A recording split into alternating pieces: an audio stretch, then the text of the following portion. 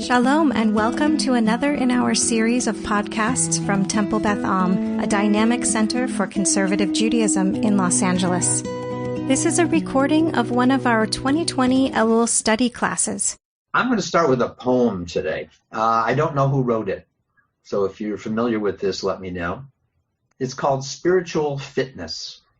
If you can start the day without caffeine or pep pills, if you can be cheerful, ignoring aches and pains, if you can resist complaining and boring people with your troubles, if you can understand when loved ones are too busy to give you their time, if you can overlook when people take things out on you when, through no fault of yours, something goes wrong, if you can take criticism and blame without resentment, if you can face the world without lies and deceit, if you can conquer tension without medical help, if you can relax without liquor, if you can sleep without the aid of drugs, you are probably a dog.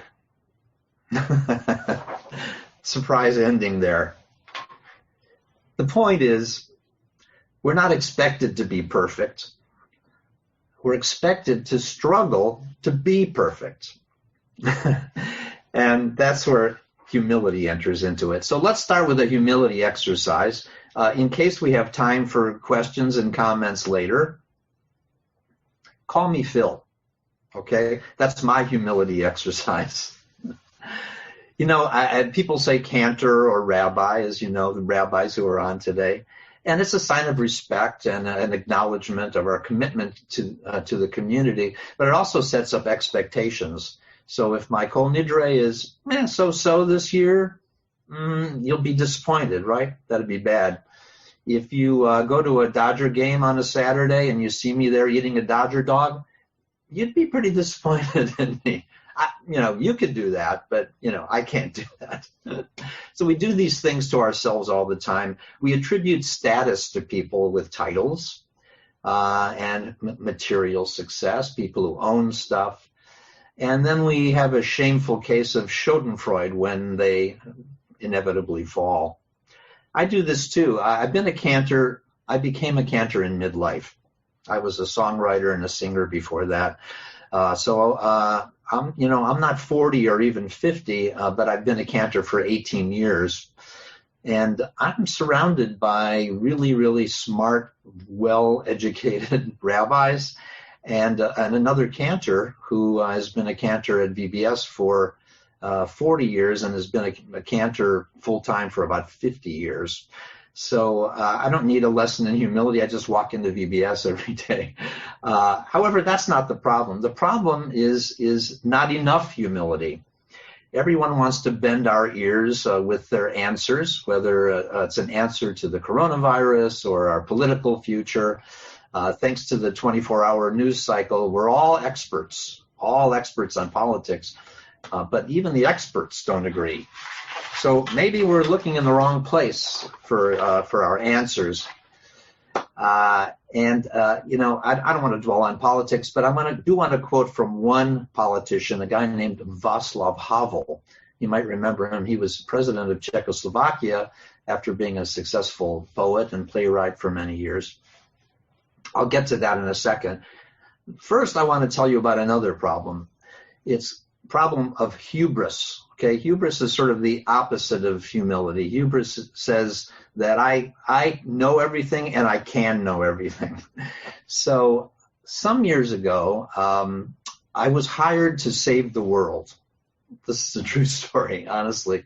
About 30 years ago, I was working for a man doing some creative projects, writing songs, doing voices and things like that. And he was very successful. After many years, he became an overnight success and he made millions. And he decided, now's my chance to save the world. I really want to do something. And remember, 30 years ago, there was a big movement of, we are the world and Farm Aid and Live Aid, and there were all these celebrities doing big, big things. So he called me into his office one day, and he said, Phil, I want to save the world, and you are on salary. I'm going to pay you to figure out how to save the world. And here's what we're going to do. We're going to have the Beatles on TV, on every network is going to agree. And the Beatles are going to go on TV, and we're going to deliver our message. And I said, well, one of them is no longer with us. It's kind of a problem. He said, all right, the other three, we're going to get the Beatles on TV, and every network's going to sign on to this. We're going to do this really huge thing. And now I want you to go off and tell me what the message is. No pressure at all. Okay. So I went off and I started reading, and I read scholarly material, Jewish stuff. I read Christian material. I read Bertrand Russell.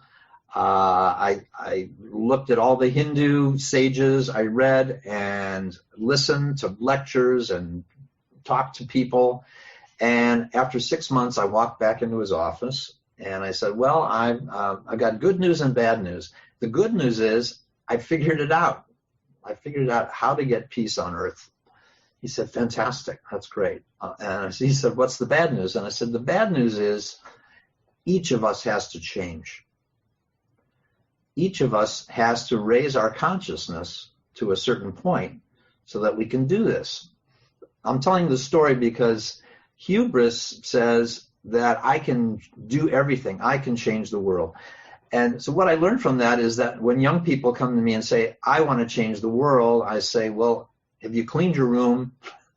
Have you helped your parents with the dishes?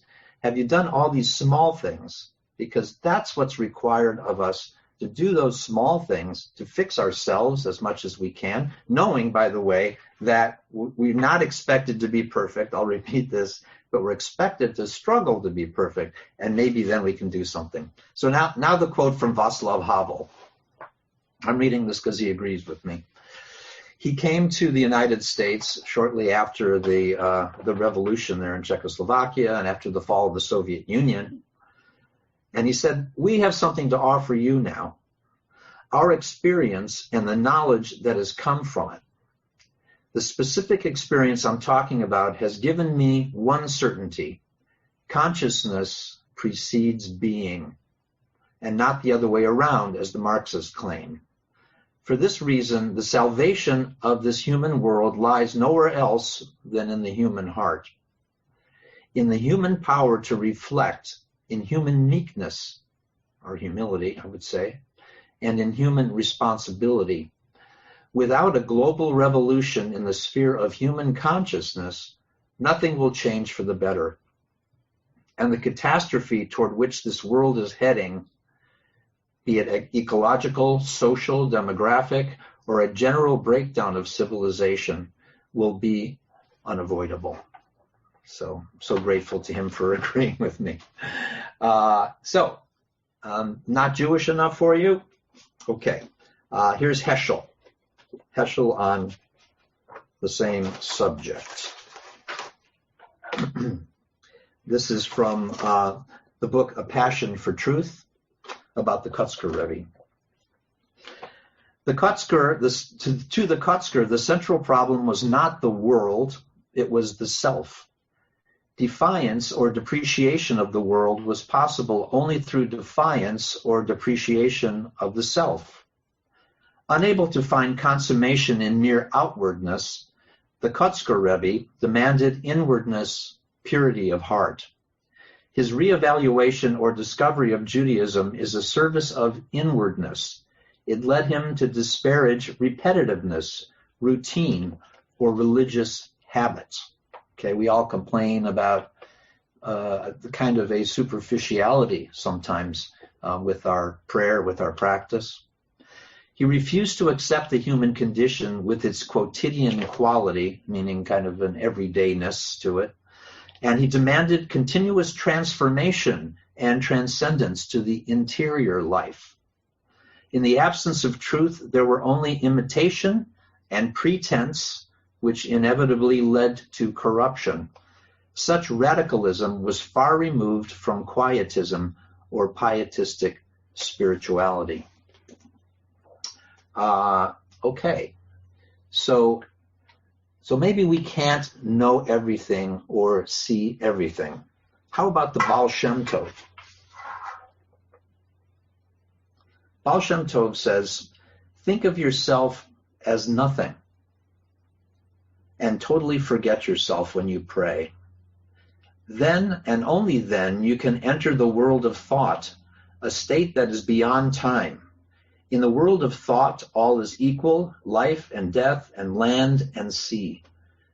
The message at the sea was that they were to relinquish their ego and forget about their troubles, to enter the world of thought. There all is equal, and it is not possible to reach this level when you are attached to the physical, worldly things, attached to the division between good and evil. So do we have the courage and the wisdom and the humility to admit that we don't know everything? I talked about dogs before. So here's a question about dogs. Do any of you have a really smart dog? If you do, you could unmute and say something if you like. Nobody has a smart dog? I have a smart dog. I have a smart dog. Okay, great. So I'm not seeing everybody on my screen, but if you have a smart dog, tell me. Actually, I'm going to put this on a gallery view. There we go. All right. Who has a smart dog? Could you just raise your hand? Great. Okay. Barbara, tell me about what makes your dog smart? What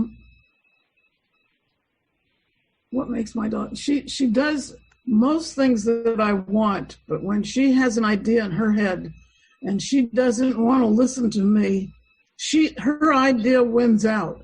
And that's obstinacy that is, she knows she's doing it. And she knows she's going to get yelled at for it, such as she loves to eat my mail. Wow, really? Wow. Yeah. Only the checks, right? Yeah, but I don't know. If I tell her to do something, she knows what I want her to do. If I tell her to sit, she knows what I want. And it was easy to teach her that stuff. Mm-hmm. And she's tenacious, right? We would say stubborn, but tenacious, right? Yes, very definitely. And she's nice on top of that. Great. Who else had their hand up? Okay, great. Rabbi Schatz. Oh, no, I don't. I was rubbing my eye, but I believe Azita, you called her Ozzy before, she has her hand up. Great. Yes, I do. So what happened, there is this path that we walk together, and where there are stairs, every single time my knee has aches and pains. So the first time I went with the dog, obviously after the stairs, I was sleeping, and I didn't notice, as if he had the intuition to completely slow down with the stairs. And I noticed, wow, I've been doing this hike by myself, and every time I ended up with knee pain after the stairs, and he's smarter than me. Right. So the physical world, the dogs really understand very well. No doubt about it. Anyone else? Yes, Renee. I think my dog is intelligent because he has compassion, empathy, and he follows directions most of the time. Mm-hmm. So dogs have an emotional capacity as well, don't they? Yes. Yeah. So most of the time, yeah, he has his own will. Yes, Rabbi. I don't have a dog, but I'm reminded of the saying that somebody told me that cats are like teenagers and dogs are like toddlers. I like that a lot. So just to sum up a little bit, dogs, can be very smart. They can be taught to sit, to fetch, to perhaps not eat the mail. I have a dog that eats napkins. And hard to stop that habit. We don't put them on our laps anymore. We put them on the table. And dogs have certain emotional qualities. Certainly, my dog is very emotional. Can a dog do math? Anybody know a dog that does math? No. You see sometimes a horse on TV. Once for yes, twice for no, right? So no, dogs can't do math. Can they appreciate Mozart? Probably not.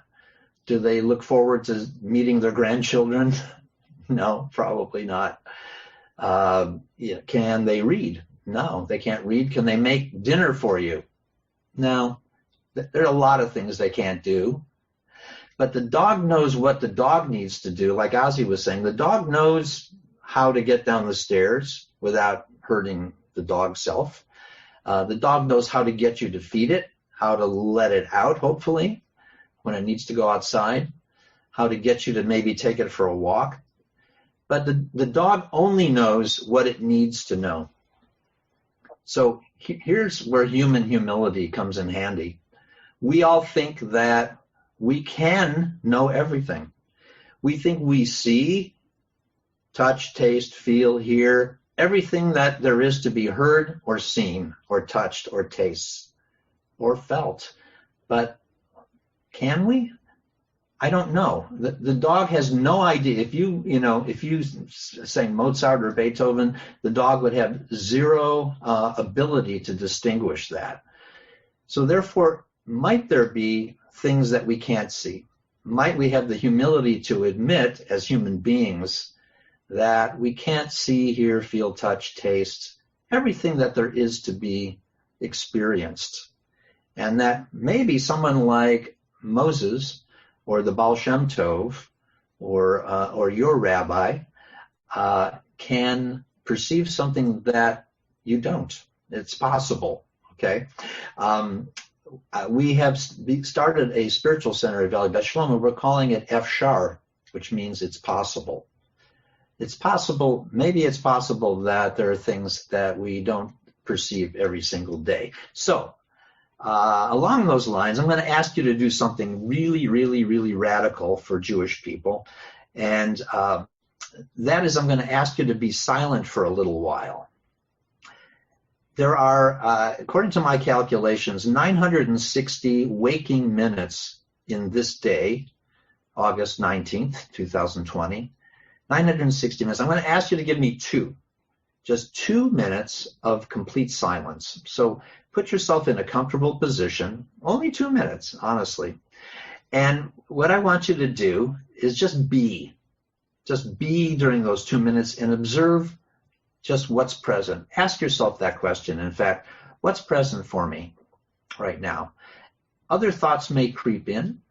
We'll talk about that in 2 minutes, okay? So I just want you to give me 2 minutes of silence, all right? You can close your eyes if you like. I prefer doing that.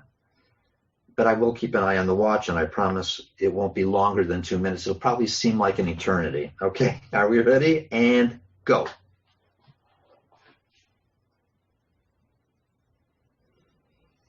So what did you notice? Ask yourself this. What did you notice? Was your mind active? Probably was. Was it judging? I like this, I don't like this.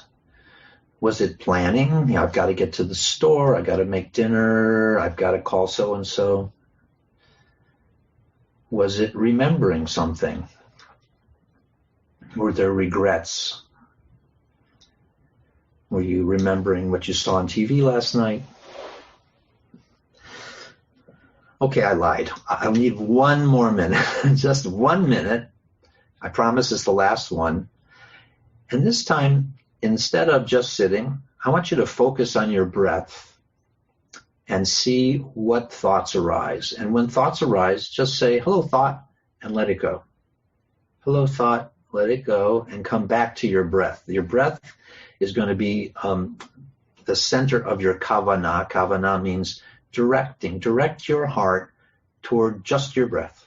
Okay, for 1 minute, and go.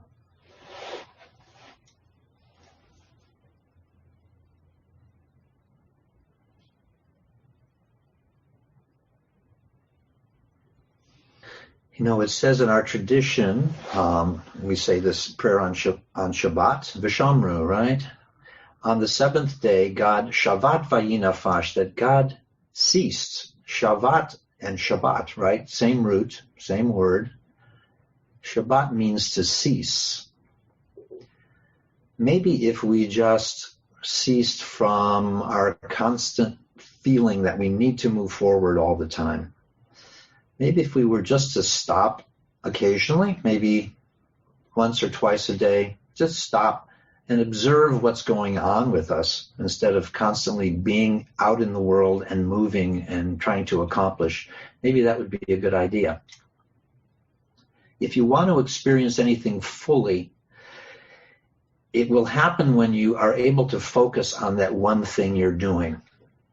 When your mind is active and creating fantasies, you can't do anything really fully well. It's like if you drop a stone into a pond that's completely still, you see that the vibrations come out perfectly. But if the water's like this, like your mind often is, when you throw that stone in, it will simply disappear. So I think, what does this have to do with humility? I think we have to have the humility to say that that we're not completely in charge of everything. I keep returning to that theme. Okay, so now I'm going to come to the first thing I thought of when I was asked to teach about humility was some teaching from a guy named Parker Palmer, not Jewish. He's an American educator. He's the founder and senior partner emeritus of the Center for Courage and Renewal. And he wrote a beautiful essay called Leading from Within, and in it he talks about shadows. Sometimes in meditation we start to notice these negative shadows that come in. So I want to talk about this for a moment. And here's a quote from Parker Palmer. He says, "The first thing to notice a shadow of is insecurity. It's insecurity about our identity and self-worth. With some of us, our identity becomes so dependent on our public role that we become depressed and even die when that role is taken away. So right now, out in the world, if I were an actor, like my daughter and son-in-law are and out of work, if I were a restaurateur or an athlete or so many other professions that one might totally identify with and yet have that profession, that title stripped away from them. Oh, there's your dog. That's wonderful.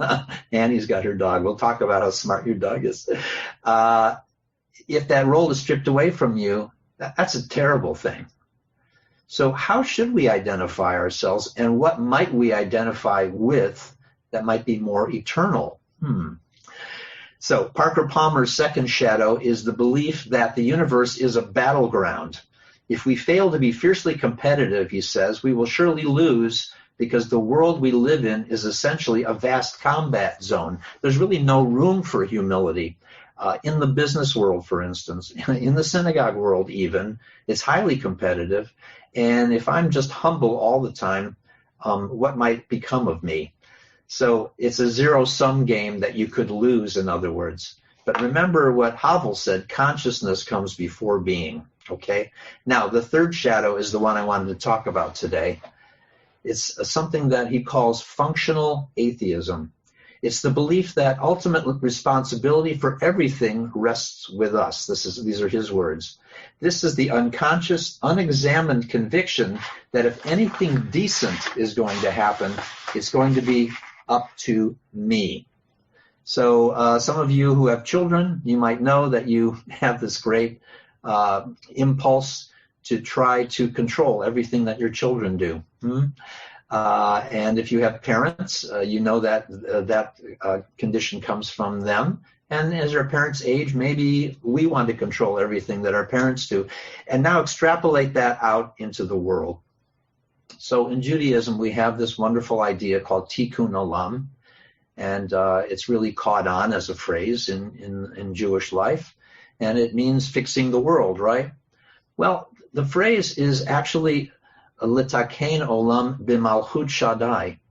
We're supposed to fix the world, but for the kingdom of heaven. There's a reason for it. It's not just for our own self-interest. It's for the kingdom of heaven. So another example of where a little humility might be a good idea. So I said I was going to quote, I think I said anyway, two politicians. One was Václav Havel. The second one is A.J. Heschel, who said, prayer is our humble answer to the inconceivable surprise of living. I think that's a beautiful thing. But now here's the politician, Abraham Lincoln. I have been driven many times upon my knees by the overwhelming conviction that I had nowhere else to go. My wife has that hanging in her office. I've been driven many times upon my knees by the overwhelming conviction that I had nowhere else to go. So before we reach that point, I suggest in all humility that we consider opening our hearts and being present to the divine presence, and maybe we can save our world. So just a couple of things now, because I think we're going to end with prayer. And 3 thoughts that occurred to me from prayer, 2 of them from our daily prayers. In the Birchot HaShachar, we say, Baruch Atah Adonai Eloheinu melech haolam hamechin mitzadei gaver. We're thanking God for preparing our steps. Maybe we're not in charge of everything. And Baruch Atah Adonai Eloheinu melech haolam she'asali kol tzorki, that God provides for all of our needs. Some years ago, and I'll end with this, I participated in a retreat, and I was sitting around the table with a bunch of cantors and rabbis, and one of the rabbis said, I found out recently that I have diabetes and I have to do injections a couple times a day, and I'm really upset about it, and I don't know how to bless that moment. How would I bless that moment when I have to, take care of myself in that way? And I said, what about this prayer, Baruch Atah Adonai Eloheinu melech haolam she'asali kol tzorki, that God provides for all of our needs. If you didn't have insulin, you couldn't live. And she said, that's such a great idea. And so we got up and we were talking about it, and as we walked away from the table, one of the workers from the kitchen came out. It was a kosher kitchen, and an Orthodox woman, and she said, oh, just a second, I have to say something to this person. She said, I just want to thank you for all the wonderful meals that you've been cooking for us. And she said, I'm happy to provide for all your needs. She'asali kol tzorki. She had no idea what we had been talking about, and we both said, it's one of those moments. So thank you all. I was going to sing a little bit more with my guitar, but the guitar seemed to cause the microphone to go, so I'm not going to do that. But if you'd like, come to our services at Valley Shalom on Friday nights, or you can go to Beth Am and hear Cantor Chorny. She's a wonderful musician and singer. She's over there somewhere. And very nice to be with you all today. Any questions or comments? While you're thinking, let me mention that we do have the Spiritual Center, and on Tuesday mornings at 10:30, we are having a meditation for 45 minutes, and it's a little teaching and some silence. I know Parker Palmer in one of his writings said, people can't stand more than 15 seconds of silence if something is dying beyond 15 seconds. But I assure you, it'll be a great experience. So please join us for some meditation Tuesday mornings. We actually call it Shabbat. Remember, it means cease. Shabbat on Tuesdays, 10:30. Everyone's meditating. That's really nice. Yeah. Any questions? Everyone's staying quiet. Yeah, Renee. I just was curious as to, you said you started out as a actor, as a song thing, and then you went into Chazanut later in life. What brought you to do that? It was on my to-do list since I was a kid. Basically, I have a number of rabbis and even one cantor in my family. And when I was a kid, they all said, oh, he's going to be a chazan, and they would put me up on the table and have me sing. But I wanted to play guitar and play rock and roll, and I got distracted along the way. And but it was always in the back of my mind that one day I might do that. I went to shul. I enjoyed Judaism very much. But somewhere along the way, I was asked to start leading some services, and then Rabbi Feinstein and our music director at that time came, you should do this. I said, okay, maybe it's time. So I was 50 when I became a cantor. Nice. Yeah. Did you get I told you so? Yeah, from my aunts and uncles. Yeah, right. Mm-hmm. The ones who were still living. And my mom. It made my mom really happy. That's really the reason I did it. I'll ask a question. For clergy specifically, humility is a really interesting topic. And I think that maybe even more so for cantors than for rabbis at times, because you're literally showing off a skill that you have in a really beautiful way, and that's how you are adding to the community. And I would just love to hear you as a cantor speak about how do you find yourself acknowledging or battling or challenging the idea of humility in the work that you do and in the way that you lead a community? Yeah, that's a great question. Two things. First of all, becoming clergy late in life, no offense to my younger colleagues,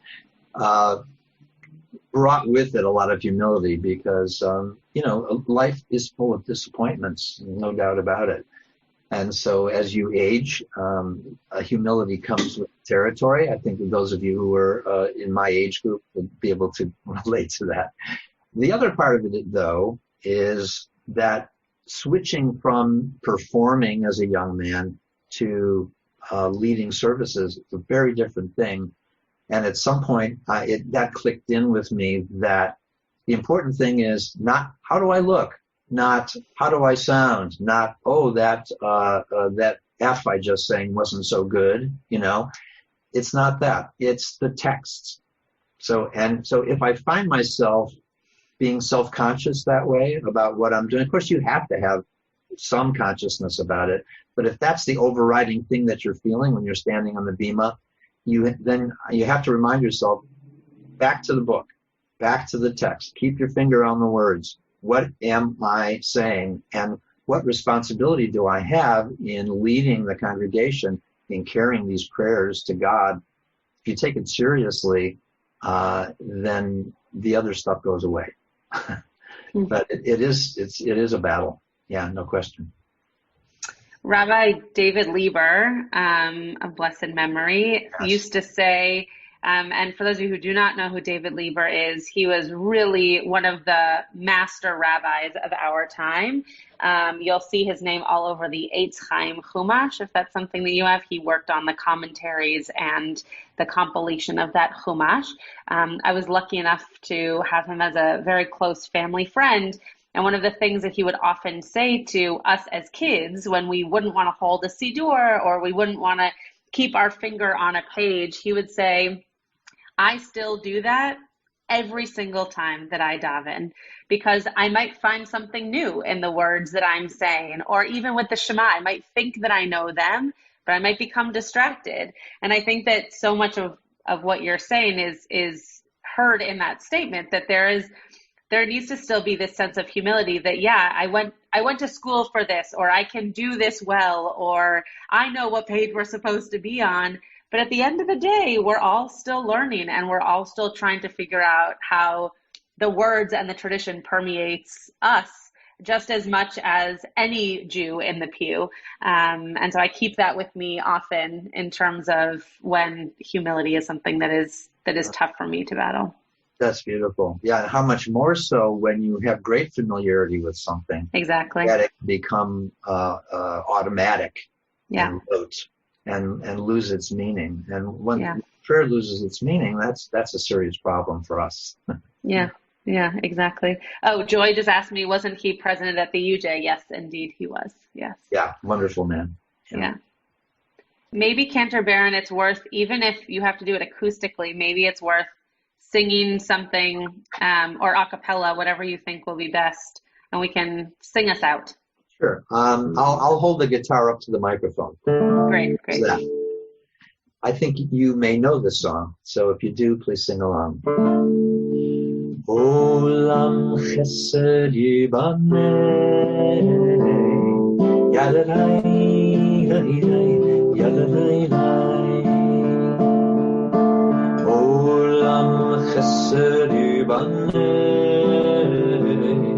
yadadai, dai, yadadai, dai.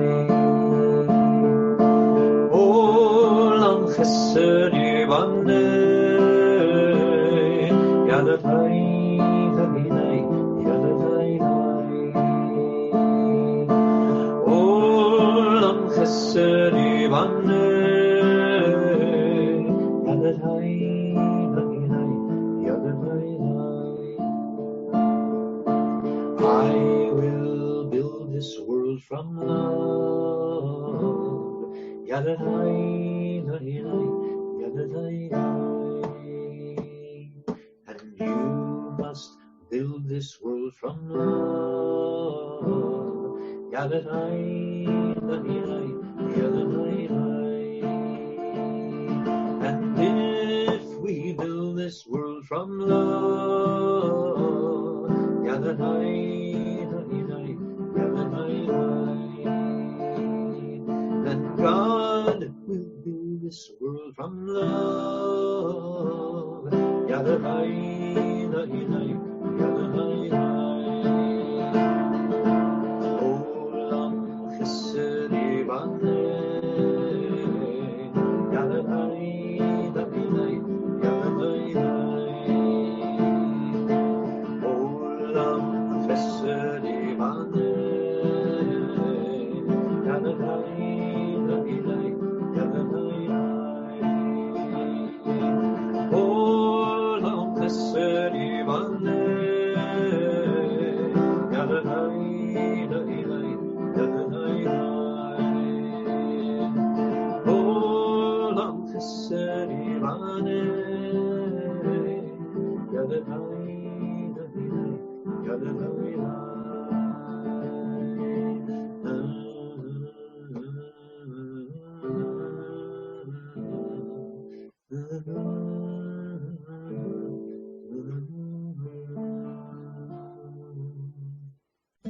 You have been listening to another in our series of podcasts from Temple Beth Am, a dynamic center for conservative Judaism in Los Angeles. If you enjoy these podcasts, we invite you to write a review on the Apple Podcast site or wherever you get your podcasts. For more information about Temple Beth Am Los Angeles, go to tbala.org.